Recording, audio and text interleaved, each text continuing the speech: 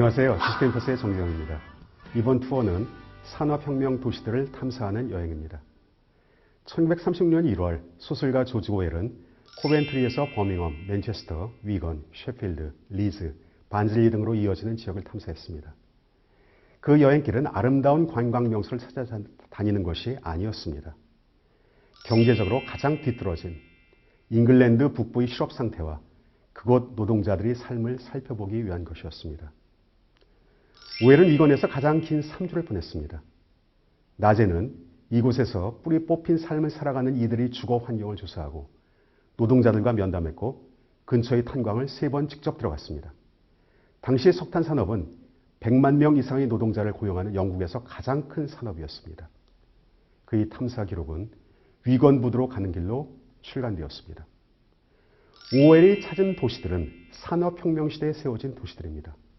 남북으로 버밍엄에서 맨체스터까지, 동서로는 리버풀에서 반즐리까지 이어지는 이 산업도시들은 유럽 여행에서 통상적으로 포함되는 여행 코스는 아니죠. 그러나 우리 여행의 큰 주제가 인간의 삶의 형식과 삶의 조건을 철학의 눈으로 살펴보는 것이라면 산업혁명이 산실된 이 지역을 건너뛰는 것은 균형 잡힌 여행은 아닌 것 같습니다.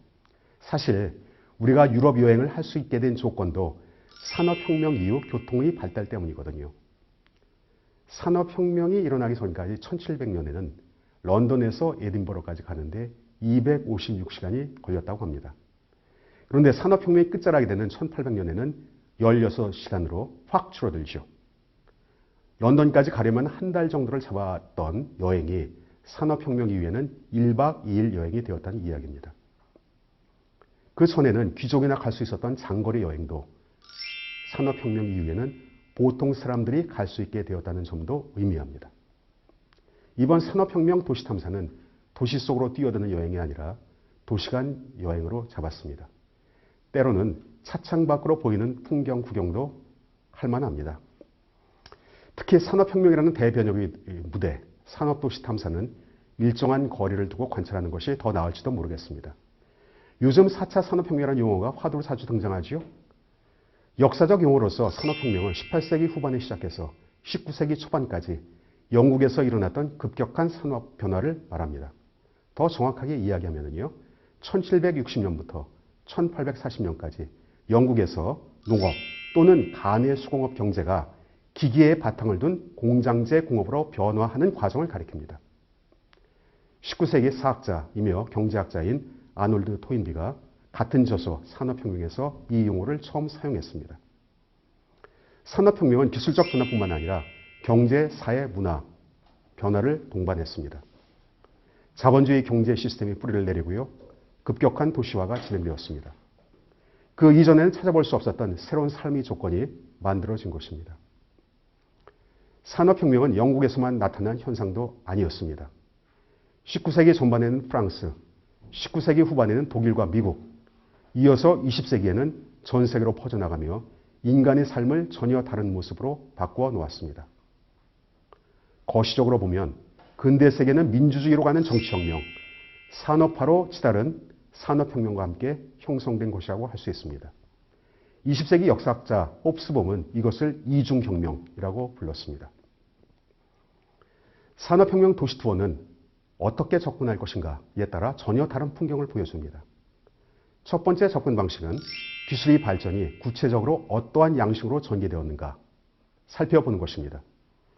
이 엄청난 변화의 물결이 왜 영국에서 그리고 어떤 과정을 거치면서 진행되었는지 추적하는 것은 그 어떤 이야기보다도 드라마틱합니다. 그리고 이 드라마는 기계 이야기가 아니라 사람의 이야기이기도 합니다. 어웰 강 옆 캐슬필드, 맨체스터의 심장입니다.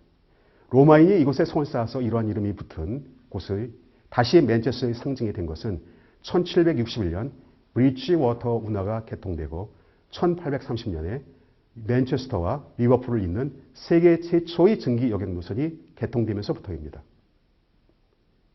이 증기기관차가 출발했던 자리는 지금 과학산업박물관이 들어서 있습니다. 맨체스터의 가다 별칭은 코트노폴리스, 곧 면의 도시죠. 인간이 실을 뽑아서 직물을 만든 것은 수렵 생활을 버리고 정착 생활을 시작한 역사 시대로 거슬러 올라갑니다. 그러나 인간의 손이 아닌 기계의 힘으로 여러 겹의 면사를 이용해서 대량으로 면포를 만든 것은 산업혁명 시대에 들어서의 일입니다. 방적기 왕 아크라이트는 산업혁명의 아버지 또는 면화왕이라고도 불리는 산업혁명의 영웅입니다. 그는 맨체스터 근처에 있는 프레스턴이라고 하는 곳에서 가난한 집안의 7째 아들로 태어난 이발사 출신이었습니다. 머리 염색으로 소자본을 모았고요. 후에 면 방적업에 눈을 돌려 아크라이트 방적기를 만들었습니다. 그 공헌으로 아크라이트는 기사 자구를 받았습니다. 산업혁명 영웅 1호쯤에 해당되죠. 과학산업박물관에서 어엘 강변을 따라 걷다 보면 아크라이트 하우스를 볼 수 있습니다. 그러나 산업혁명의 아이콘을 꼽으라고 하면 역시 제임스 와트죠. 아무리 기계가 좋다고 하더라도 그것을 움직이는 힘이 없다면 효과가 없기 때문입니다. 산업혁명의 주역은 단연 스팀 엔진입니다. 제임스 와트는 증기기관의 발명자로 자주 인용됩니다. 와트가 어린 시절 물이 끓는 냄비 뚜껑이 들썩들썩거리는 걸 보고 골똘히 바라보다가 증기기관 원리를 생각했다는 이 얘기는 유명하지만 이것은 그냥 윈전용 에피소드점으로 여기면 좋습니다. 와트의 증기기관 이전에 이미 상용화되었던 증기 엔진이 있기 때문입니다. 유커먼이 만든 증기기관입니다. 유커먼 증기기관은 간단하고 제작비가 저렴합니다. 그런데 덩치가 커서 물 소모가 많았지요. 석탄도 당연히 많이 떼야 했습니다. 그래서 유지비가 많이 들었습니다. 한번 설치하면 옮길 수도 없었습니다. 그래서 물가에 가까우면서도 탄광 가까운 곳에 설치한 것이 최선이었습니다. 스코틀랜드 도구 제작자 제임스 와트는 유커먼 기관을 개선했습니다. 그의 새 엔진은 실린더 열은 그대로 유지한 채 그 속의 증기만 냉각시키는 방식이었죠. 엔진의 크기가 줄어들면서 연료가 적게 들고 물 소비량도 크게 줄어들었습니다. 무엇보다도 와트 엔진은 탄광지대나 물가가 아닌 곳에서도 쉽게 기계에 연결할 수 있는 장점이 있었습니다. 그래서 선박과 기차에도 엔진을 장착할 수 있었죠. 스티븐슨이 만든 로켓이라는 증기기관차가 여객을 싣고 맨체스터와 리버풀 사이를 달리게 되었습니다. 그보다 앞선 1803년에는 미국 허드슨 강에 와트의 증기 엔진을 장착한 증기선이 진수되었습니다. 이제 산업도시들을 다른 관점에서 탐사해보죠. 프랑스 출신의 문명비평가 이폴리트 텐의 시선을 먼저 살펴봅니다. 텐은 1859년에 맨체스터를 방문했습니다. 해질 무렵 하늘이 구릿빛으로 변하고 평원 위에 기묘한 모양의 구름이 걸려있다. 오벨리스크만한 높은 굴뚝 수백 개가 서 있다. 검고 거대한 건물들이 끝없이 줄지어 있다. 그곳에서 당신은 바벨탑의 한가운데 존재한다. 더러운 벽돌로 된 공장의 벽이 계속 이어져 있다. 아무런 장식도 없고 창문에는 거창조차 없다. 마치 거대한 감옥 같다. 수천 명의 노동자들이 일하면서 내는 소리로 귀가 먹먹해진다. 그들은 이곳에 가두어져서 통제된다. 발은 가만히 두고 손만 움직인다. 그들은 매일 밤낮으로 기계를 위해 기계적으로 일한다. 그렇습니다. 산업혁명에는 빛과 그림자가 공존합니다. 맨체스터는 두 개의 별칭이 따라다닙니다. 하나는 면의 도시, 커튼오폴리스죠. 다른 하나는 충격도시, 쇼크시티입니다. 전자의 별명에서는 이 도시의 자부심이, 후자의 별칭에서는 자조가 묻어납니다. 근대 세계로 진입하는 길목에서는요, 거의 모든 도시가 풍경이 바뀌죠. 런던도 그렇습니다. 상업지대에는 거대한 창고가 들어서고요, 부두에는 골리앗 같은 시설들이 세워졌습니다. 그렇다고 해서 창고 건물이 도시 풍경을 압도하지는 않습니다. 그러나 맨체스터는 달랐습니다. 공장 굴뚝이 교회 첨탑보다 더 높이 솟았고요. 철도 고가 위로는 증기기관차가 키 작은 집을 내려보면서 연기와 증기를 동시에 뿜으면서 내달렸습니다. 디즈레일리는 소설 코닝스비에서 공장의 창문이 이탈리아 궁전 창문보다 많고 공장 굴뚝은 이탈리아 오벨리스크보다 높다고 이야기했습니다. 텐이 지나간 후 7, 80년 후에 오웰은 위건부두로 가는 길에서 산업도시 풍경을 이렇게 적었습니다. 사방으로 탄광 쓰레기 더미에 음울한 풍경이 펼쳐져 있고 북쪽으론 더미들 사이의 골짜기로 연기를 내뿜는 공장 굴뚝들이 보였다. 운하는 재가 뒤섞인 얼어붙은 진창길이었는데 이리저리 남학신 자국이 무수히 나 있었다. 식물은 전부 추방된 세상 같았다. 연기, 혈암, 얼음, 진창, 재, 구정물밖에 없는 풍경이었다. 위건은 셰필드에 비하면 아름다운 곳이다. 내가 보기에 셰필드는 구세계에서 가장 흉측한 곳이라 해도 좋을 듯하다. 셰필드는 인구 50만의 도시면서도 동부의 평범한 마을 500곳을 합친 것보다 번듯한 건물 수가 적다. 악취는 또 어떤가? 가끔가다 유황 냄새가 안 날 때가 있는데 그건 그보다 독한 다른 가스 냄새가 날 때라서 그렇다. 한 번은 길거리에 멈춰 서서 공장 굴뚝수를 세어본 적이 있다. 33개까지 셌는데 매연 때문에 공기가 뿌옇지 않았다면 훨씬 더 셀 수 있었을 것이다. 태는 산업도시에서 인간은 벌레가 된다고 했습니다. 그런데 왜 사람들은 산업도시로 몰려들었을까요?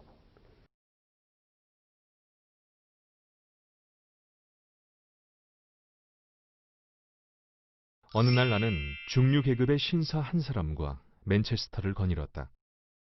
나는 그에게 창피스럽고도 불행한 빈민굴 이야기를 하고 그 도시의 공장 노동자들이 사는 곳에 구역질나는 상태에 대해 그의 주의를 끌어보았다. 내 평생 이렇게 엉망으로 세워진 도시는 본 적이 없다고 단언했다. 신사는 참을성 있게 듣고 있더니 길모퉁이에서 헤어지려 할 때 이렇게 말했다. 하지만 그들은 그곳에서는 많은 돈을 벌고 있는걸요. 안녕히 가십시오. 산업혁명을 겪으면서 유럽은 이데올로기 시대로 들어갑니다. 유럽에서 자본주의 씨앗은 중세 말까지 소급해서 올라가지만 새로운 산업 자본주의는 산업혁명으로 불이 붙었습니다. 우리가 에딘버러 투어에서 살펴본 아담 스미스의 근대 경제학은 시장이라는 이데올로기를 선언한 것이었습니다. 칼 막스와 프리드리히 엥겔스는 공장 소유주와 노동자 사이의 계급투쟁으로 새로운 사회가 도래할 것이라고 선언했습니다. 그러나 사적 소유재 선제도를 없애고 새로운 이상사회를 꿈꾼 사람은 막스와 엥겔스뿐만이 아니었습니다. 산업혁명 시기 영국에서도 맨체스터 공장 노동자 출신으로 후에 공장 소유주가 되기도 한 로버트 오웬도 같은 꿈을 꾸었습니다. 엥겔스는 맨체스터에서 최초의 노동자 운동가 그룹 오웬주의자들을 만나기도 했습니다. 후에 막스 엥겔스는 오웬에게 공상적 사회주의자라는 이름을 붙여주었죠. 영국의 주류 철학은 사회계약의 기본 이념으로 자유주의를 내걸었습니다. 벤덤의 공리주의와 미래의 자유주의가 그것입니다. 오늘의 정치 이념 지형에서 자유주의는 사회주의의 반대편에 자리 잡고 있다고 여겨지지만 영국에서 자유주의는 급진 철학으로 불렸습니다. 이 이야기는 다음 빅토리아 런던 2에서 살펴보게 될 것입니다. 다른 한편 이러한 이데올로기의 과잉은 낭만주의 사상을 불러오기도 했죠. 산업혁명 시대 바로 위쪽에 자리한 호수 지방으로 간 시인 윌리엄 워즈워드, 자연과 역사의 독특한 해석을 보여준 토마스 칼라일이 대표적입니다. 산업도시들은 어제의 용역이 아니라 오늘의 과제에 골몰하고 있는 것처럼 보입니다. 산업 이후의 탈산업화 증후군이라고 불러도 될까요? 면화의 도시 맨체스터, 철강의 도시 셰필드, 양모의 도시 리즈, 그리고 광산천 도시 위건. 이 도시들은 인구가 줄어들고 문을 닫은 공장들이 늘어나면서 도시 공동화 현상, 그리고 실업 문제라는 이중 과제를 안고 있습니다. 산업도시를 창조도시로 전환하기 위한 노력을 경주하고 있지만 그 전환이 구호처럼 쉬워 보이지는 않습니다. 미국 트럼프 대통령은 탈산업화된 공장지대에 백인 노동자들이 지지를 얻어 대통령에 당선되었습니다. 영국의 유로 탈퇴, 곧 브렉시트는 북부 산업도시 백인 노동자들의 불안과 관계가 있다는 것이 정설입니다. 문득 지난 세기 말 영국에서 화제가 되었던 영화 풀 몬티가 떠오릅니다. 철강도시 셰필드에서 실직한 공장 노동자들이 먹고 살기 위해서 누드쇼를 하는 지경까지 간다는 스토리를 담고 있습니다. 답답한 현실을 코믹하게 그린 아이러니가 영국 특유의 유머와 좀 어쩐지 동떨어진 느낌이어서 관객을 슬프게 만드는 영화였습니다. 실업과 엔터테인먼트는 항상 동행하는 법인가요? 그러고 보니 이곳 산업도시들은 규모가 작은 타운들도 좋은 축구팀을 가지고 있습니다. 위건도 그렇습니다.